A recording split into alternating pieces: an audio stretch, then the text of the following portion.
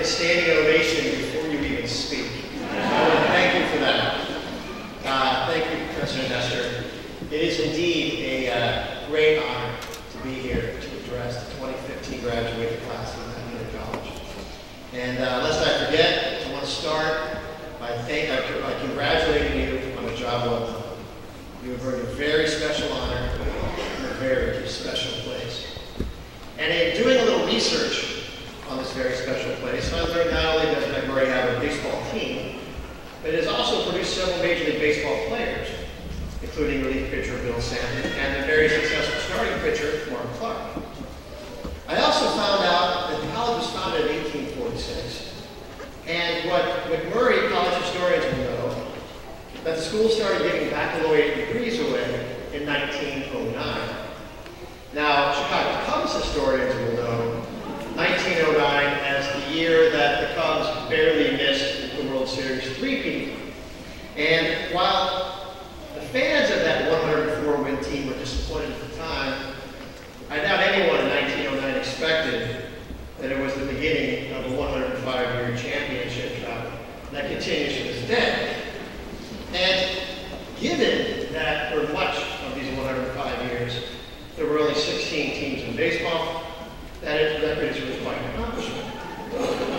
Now, while certain fans would see that as a negative, I, on the other hand, see it as an incredible opportunity to be a small part of a very historic event.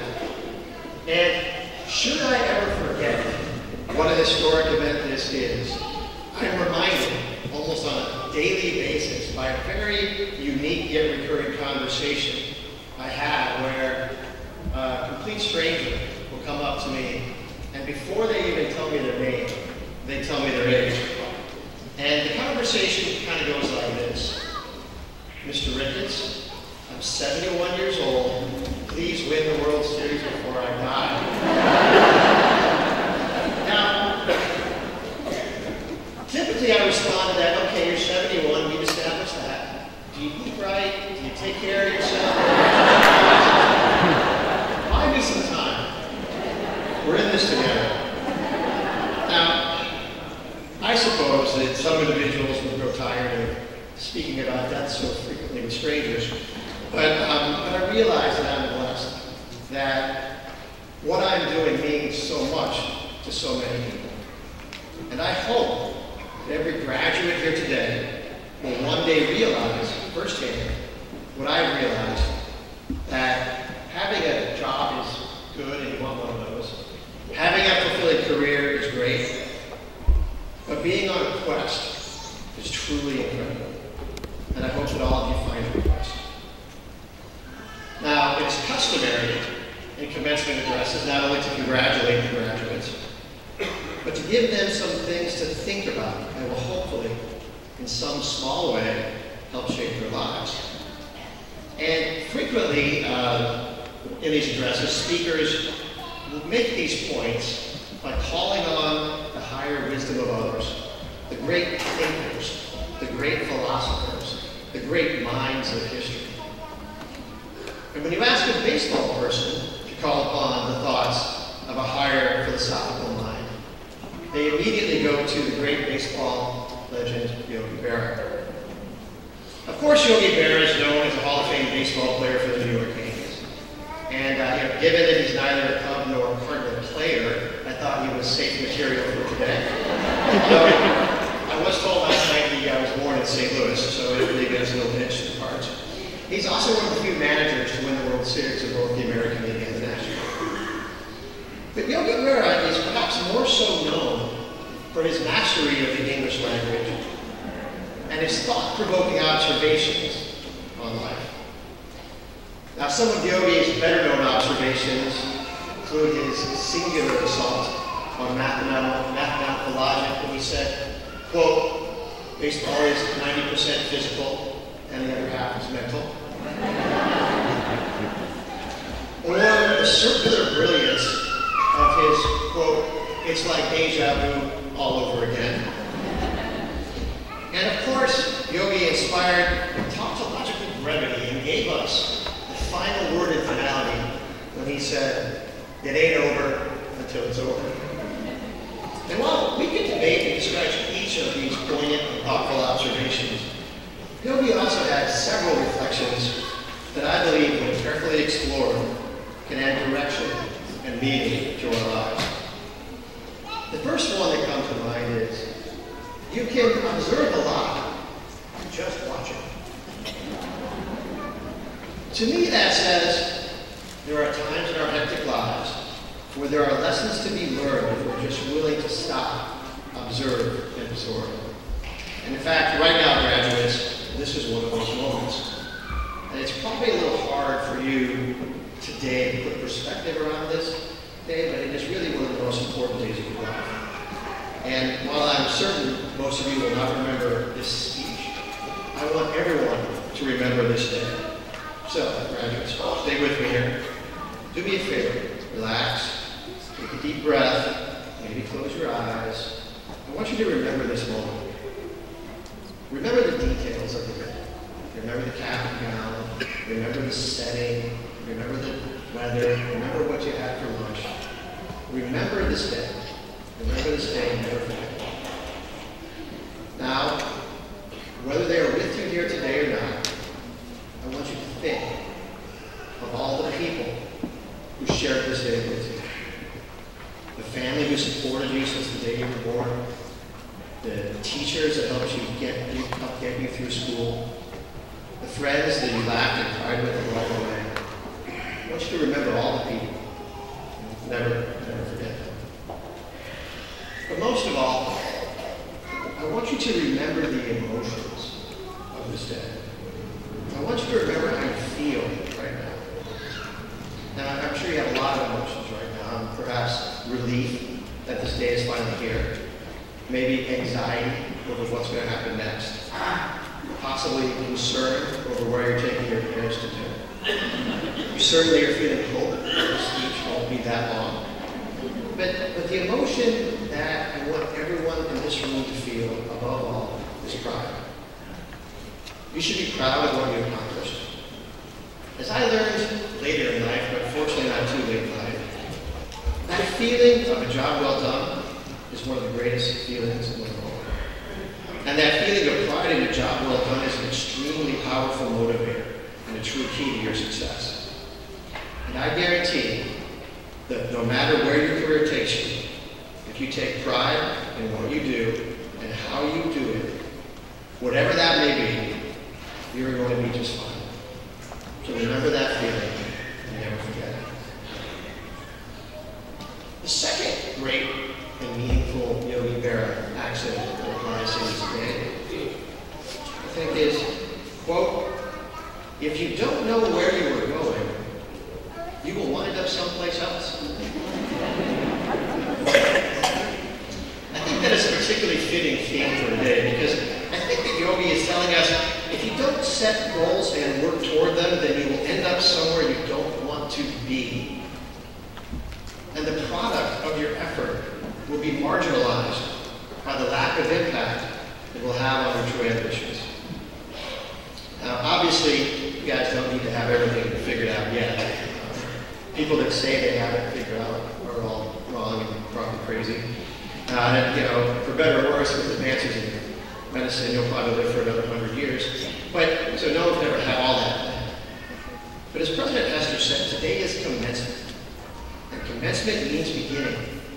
Today, you start writing the book of your life. Today, you stop reading Homer and live your own Odyssey. Today, your quest begins. Whether you like it or not, young hobbits, you are leaving the Shire.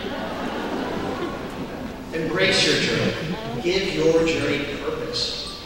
Because if your journey has purpose, I guarantee you, the experiences you have in the pursuit of your goal will be just as meaningful as achieving the goal itself.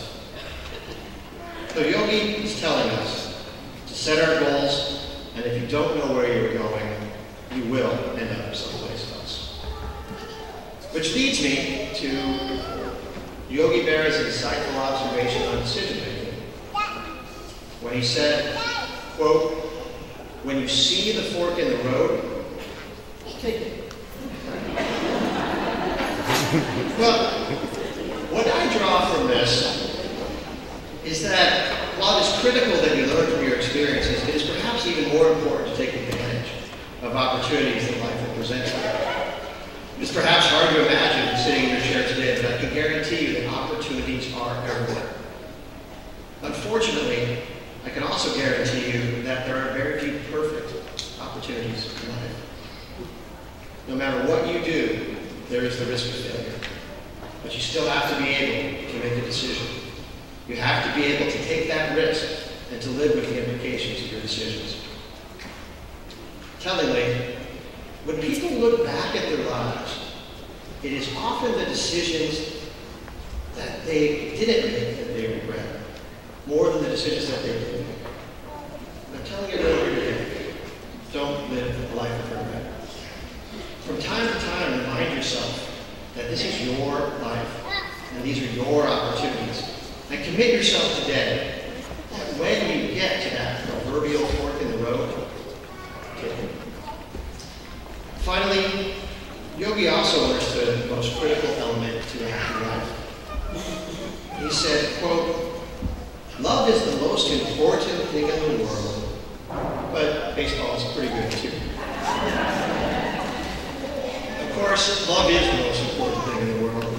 And while I've had a very successful career in finance, and I hope to have a very successful career in baseball, you need to share that success with friends and family.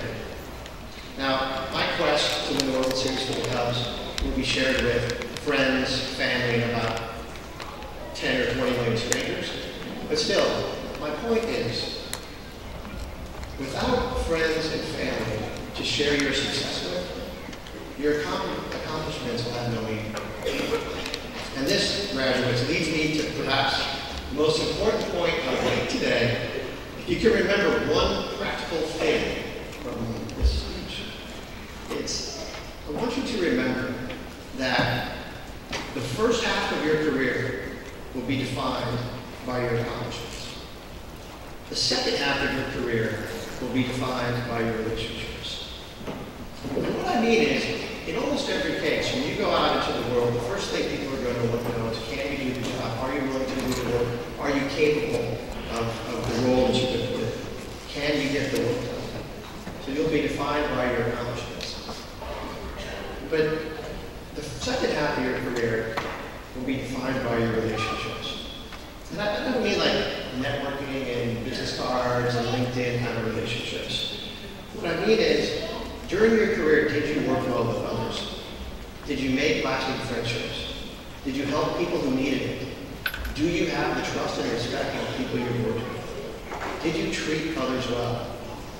Because people will judge you, and rightly so, by how you treat them and how you treat others.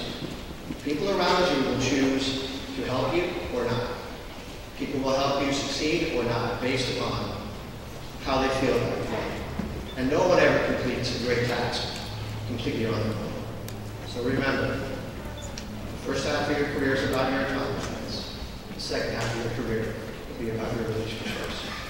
Because the world is full of people who are capable of greater things, who, sadly, never took the time or made the commitment to care enough about the people around them, to have the relationships necessary to help them get to the next level and achieve true potential.